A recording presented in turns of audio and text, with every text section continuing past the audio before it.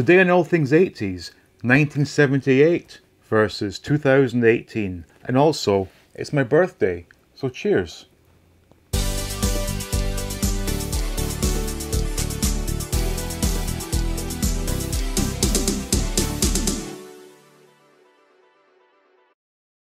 Welcome to All Things 80s. Now today is my birthday, so I'm celebrating by having some beer in an authentic 80s pub glass. So cheers everybody. Now this video is going to center around a 1978 radio controlled R2-D2 versus a 2018 Sphero app controlled R2-D2. We're going to see how far technology has come over the last 40 years. Now this R2-D2 from 1978 I found online.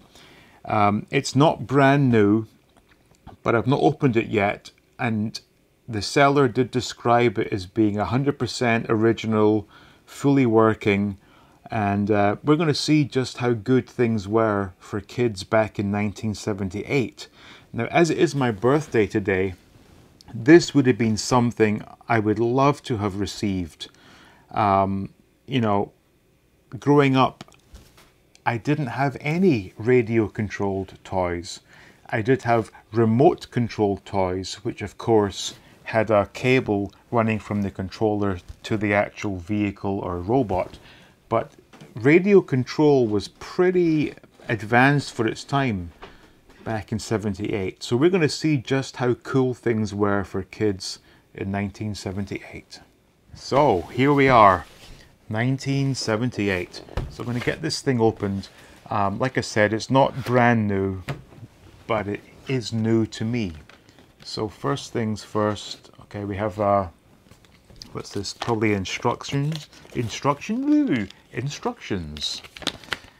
And this is just telling you how to insert the batteries, and this is what the various, well, when I say various controls, there are two controls. There's one control for the head and one to make it move.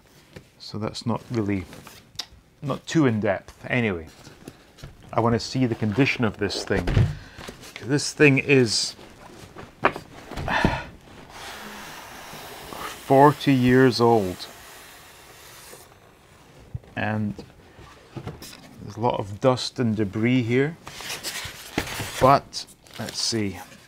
Okay, so here's the controller. Ow, eee, that hurts. Anyway, this thing is well packed. Okay, so this is the controller. I guess there's, okay, I see the antenna here. So that's the controller, and this is the R. And you know what? This is packed as if it was packed back in '78 with all the warning labels and whatnot. Electronic toy, do not drop. Turn off toy when not in use. My head turns in one direction only, clockwise! Exclamation. Okay, right. Fair enough. Now I can see it's a bit yellowed, but that's to be expected, right? And we have, what's this? R2-D2 will require periodic okay, let me start this again because this is terrible. Too much beer perhaps? Maybe, I don't know. R2-D2 will require periodic downtime and interstellar overhaul. And in brackets here, remove dust and lint from his wheels every 2 days. Intergalactic space dust, Earthlings call it lint, causes overloading and malfunctioning of lower appendages, legs. If this happens, R2-D2 will go into a state of suspended animation, typified by walking in circles. Remember, to prevent this, clean lint and dust from his wheels every 2 days. So that's a pretty clear instruction right there. And on this one, electronic toy, do not drop. Turn off toy when not in use. My head turn. It's all the same stuff. So it was nice to see it in its original form. It's quite heavy. So if I can take this off, because you know what? Because this is like a real artifact, I'm going to take my time removing this, because this isn't 1978, this is 2019. So this here is it's a piece of history, and on first inspection it's not bad. I mean, it is yellowed, and I'm so far so good. I'm happy with this. Now this part is the antenna, so even without looking at the instructions, I know that this clearly goes in here. So we just screw that in. And this was one of the things about remote or radio controlled toys back in the day. They had these huge antennas, and I'm actually surprised to not see an antenna on R2-D2, but this requires batteries, so I have to go get myself some batteries. So this R2 unit is extremely power hungry. It requires 2 C-cell batteries and 1 9-volt battery, which go into the R2 unit, and an additional 9-volt battery for the controller. Now, to give you some reference as to what that cost in 2019, those 4 batteries cost me a total of $16.64, and these are the cheaper off-brand batteries. So I can only assume back in 1978 this thing would have cost an absolute fortune to play with. I just know from experience that batteries didn't last long back then, and they were very expensive. So this is a particularly power hungry toy to play with. So I'm going to go ahead and try and install these. So basically the R2 unit and the back shelf comes off, and in typical sort of 70s, 80s fashion, it's held on with a piece of fabric, and we have the you know, your standard 9-volt connection here. So first up, we'll get the 9-volt in place, and it looks like it goes this way. Okay, 1, 2, and it has there's a little shelf for the 9-volt to sit on, which is in there. And then there are 2 C batteries that go in like so, and like so, and then we hopefully can close this door. Hey, that's a tight fit. You know, I guess with a lot of these toys, the plastic does, you know, the properties kind of change over time, and you know, things that did fit okay back then don't fit so well now, but you know, that's probably as good as we can expect. And it does have an on and off switch, so I'm going to try turning this thing on, and nothing happens. Okay, that's not so good. Oh, you hear that? I heard something. Okay, who knows? Next up is the 9-volt for the remote control, which is open. Whoa, open this way. Again, the your standard 9-volt connection. We'll get this one in. 1. Is that in? Yeah. That's in, and we get this one this way. Okay. Oh, wow, it works. So we have 2 controls basically. There's head and there's body. So head, you point the arrow down, body, arrow up. Now, I'm just reading this real quick. Push top to make me walk. Okay.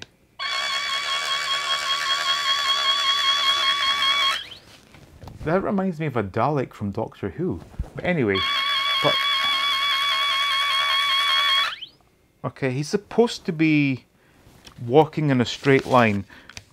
Now, press the down button for head.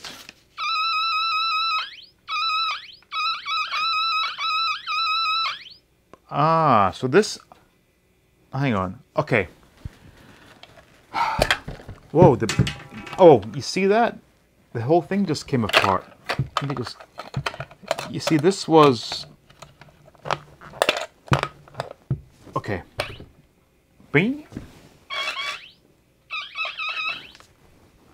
Alright, something's not working here because, from what I understand, when you press the up button, because there are only two controls here, you press the up button to make it move, but the down button is to change the head.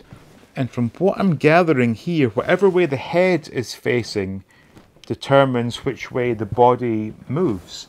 But when I do head, I'm getting sound but no movement. And it said it moved clockwise only.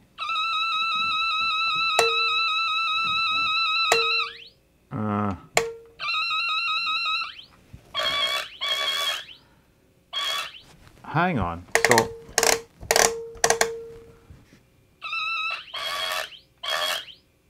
I wondered if one of these... Like, neither of these are...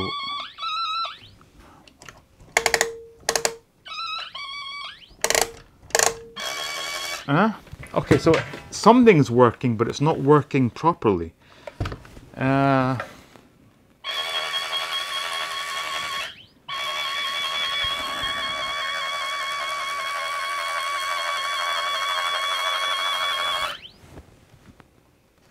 Alright, so I'm no expert, obviously, given that this is my first time operating this, but it seems as if perhaps one side is not functioning. So let's see.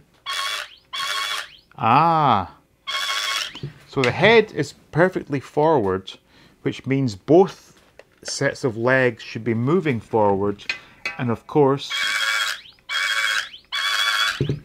only one side is operational. And also, the head is not turning. So this, I'm using the down control for head, but it's not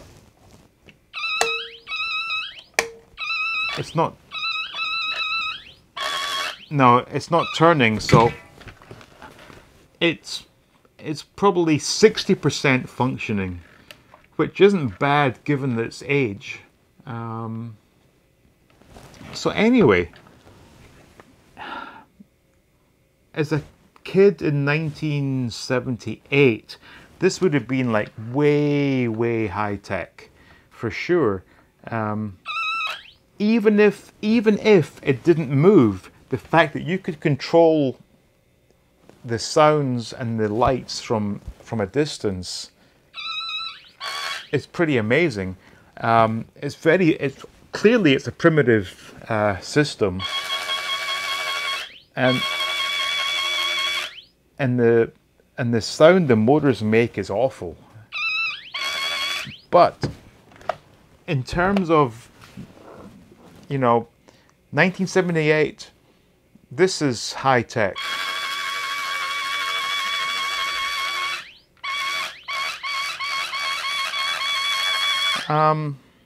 Yeah, I can say for sure that if I was given this in 1978, 79, 80, 81, 82, this would have been an amazing toy to have. Obviously, it has its limitations. It doesn't really do a whole lot. But the fact is, it's completely wireless, which was reasonably unheard of back then. 'Cause like I said, I had a few remote control toys which obviously had the huge long cable attaching the controller to the device. But this is completely remote, which is, yeah, this for 78 was a good toy. But how does it compare to 40 years later with the Sphero R2-D2? So here we are with the 2018 Sphero R2-D2 next alongside his 1978 counterpart. Now, obviously technology has come a long way in the last 40 years, and as such what this thing can do is quite remarkable.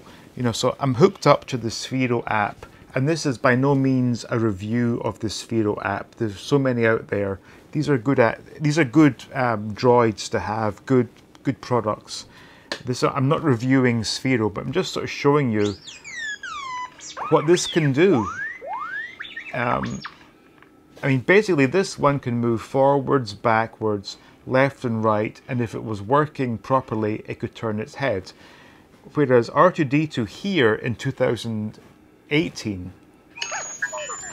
can do, you know, so many different things, so many emotions, so many movements, and of course, you know, you have the ability to you know, to move them around like so, and whoa, okay, you know, it's so much more fun. But in saying that, I think this kind of robot, if you were to give it to a kid nowadays, because he has smartphones, he has iPads, he's seen everything there is to see in the world. And this is not particularly the most exciting thing he's ever seen. Whereas in 1978, this was the most advanced thing any kid had ever seen. And as such, this one was of way more value to a kid than this would be in 2018, 2019. You know, as fun as this is, and make no mistake, it absolutely is fun.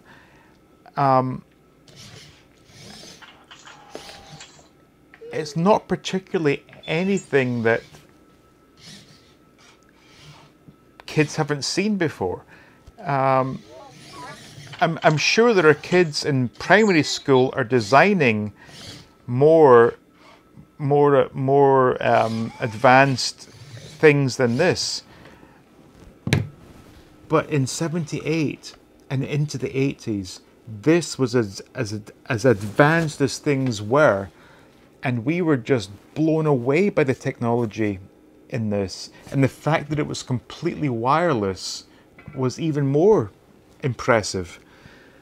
So as much as I love this Sphero R2-D2, as he just shuts himself down, I think it's fantastic technology. I think it's amazing what they've done and how we can control it with our phones.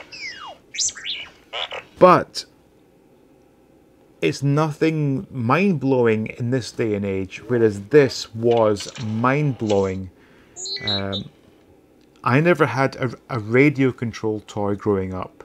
I had remote-controlled toys, which are completely different. I never had a radio-controlled toy, and to have had this in 1980, which would have put me at, what, 6 years old, that would have been the greatest toy ever. So, as I line these two up side by side, and this one is still doing his own thing, this one is completely stationary until I do something. That's kind of interesting. Oh, so can they interact? Kind of, right? But do I have to like play with the? Oh, okay. They're kind of playing together. All right. So can 78 destroy 2018? Yes. So anyway, thanks for watching. hope you enjoyed it. I kind of did. You know, like I said, this was something I would have loved to have had. Shut up. Back in 1980. I didn't get that chance, but I get the chance now. So if you enjoyed it, please do like, please subscribe, and I'll see you in the next video.